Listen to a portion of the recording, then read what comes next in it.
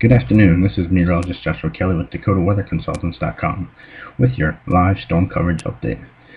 We are giving you another perspective to the storm, but we always encourage you to plan accordingly using the National Weather Service's latest data. So let's get started. The first thing we're going to look at is Tropical Storm Karen, currently located just off the Yucatan Peninsula with a movement of the northwest at around 14 miles an hour. Winds are around 60 miles per hour with the storm. As you can see on the visual satellite to the left here, we can see the outflow starting to increase and intensify, showing us that a little bit of the storm intensification is going to be possible over the next 12 to 24 hours as the storm continues to move to the north-northwest. However, a couple factors that we have to take into consideration is if you look over to the west along the east coast of Texas, you'll see dry air pushing into the region. This could play an impact into how strong Karen gets prior to making landfall.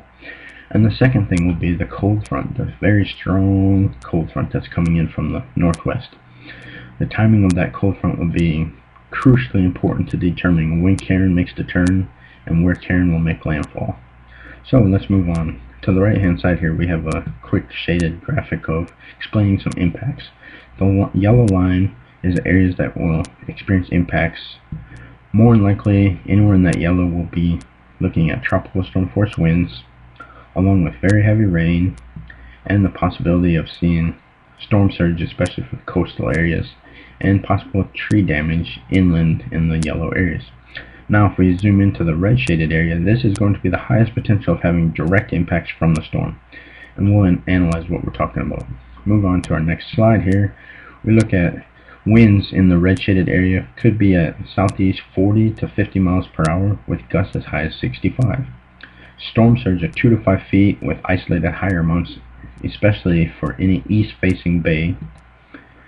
Rainfall 4 to 6 inches with locally higher amounts possible. The higher amounts will fall where the train impacts areas, and some other impacts will be along the northeast front. Wherever the northeast makes landfall, expect to see that strongest spin in the atmosphere that could lead to potential tornadic storms as well moving across here.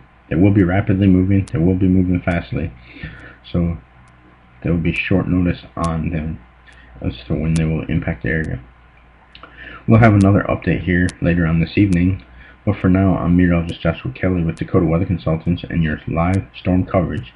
Remember, we are just here to give you another perspective to the storm, but always use the National Weather Service when you're making your planning purposes. Have a wonderful afternoon.